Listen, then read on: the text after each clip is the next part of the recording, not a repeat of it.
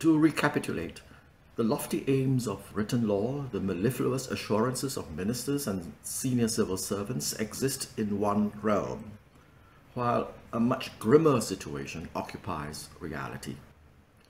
Policy design is either flawed or its implementation defective, misguided, or simply neglected.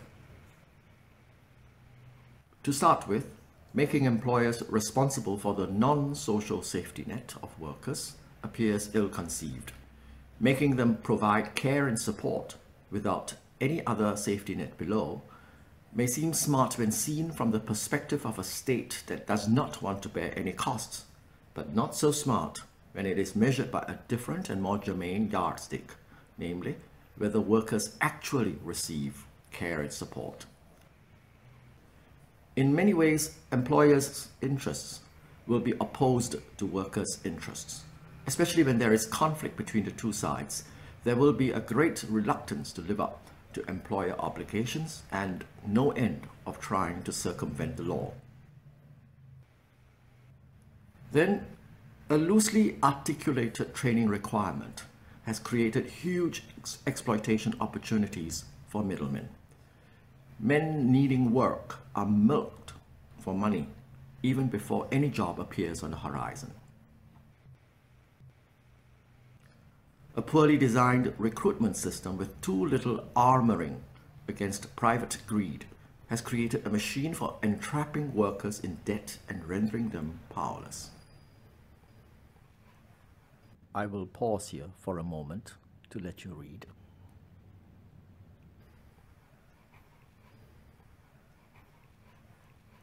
At several points in different processes, we see asymmetry in access to documentation, evidence, and thus access to justice. I will pause here for a while.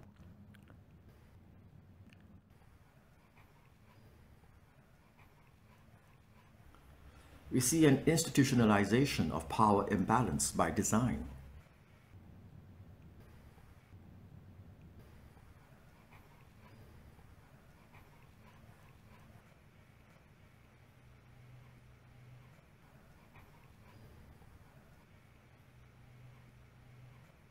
We see a situation largely state-created that undermines workers' endurance in fighting for their rights.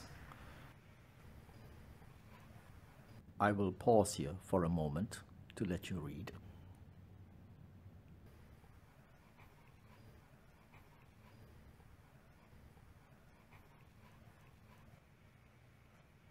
There are loopholes that no effort is made to close. I will pause here for a moment.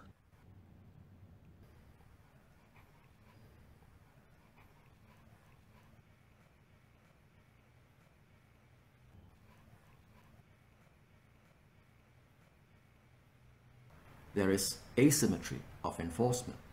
Workers face a risk of heavy penalties, but employers face little risk of the same for the same misdeeds.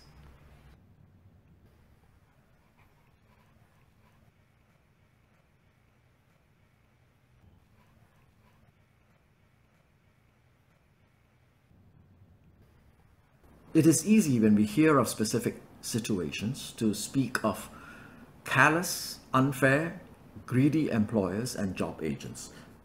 But I've come to see that in fact they are acting quite rationally, if in a very self-interested way.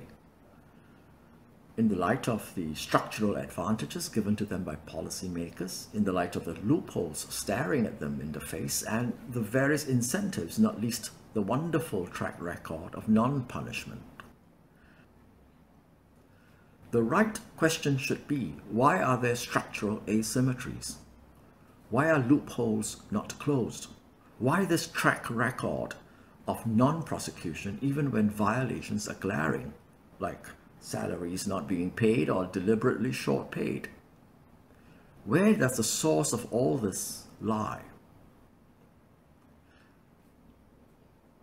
I fully understand that this subject can be challenging to journalists. Banner claims are easier to report, especially if you have tight limits on the length of your story. the law says such and such, and employers are supposed to do this and that. So all's well and good. Process failures are far more complicated and difficult to report on. As you may have seen from this talk itself, it requires understanding of context.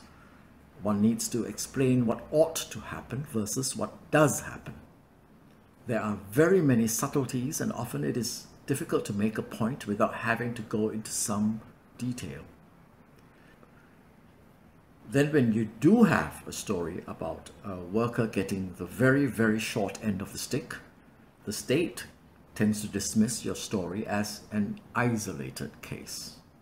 But how does one fact check this? Is it really isolated? Where is the broad data to verify this?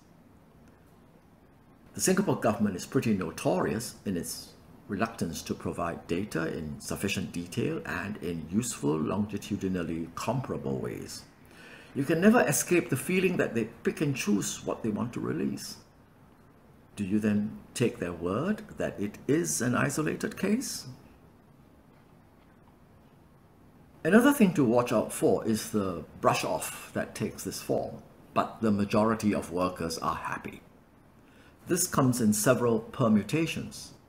But generally, the argument is that since the majority are okay, we don't need to pay too much attention to fixing the gaps that a small number fall through. We don't need to be held accountable for doing nothing. One thing that is not so easily grasped is that stories about process failure in Singapore hit cognitive dissonance. Our city looks first world. Our government has been very good at putting out a public image of competence and efficiency. There is the much heralded claim of quote-unquote good governance. Then you come along and you speak of structural bias, thwarted processes, court orders ignored, forgery and lies unpunished. And somehow it is hard to reconcile this with the received image of Singapore. It's a well-known fact that people can be very selective about what they take in and what they reject.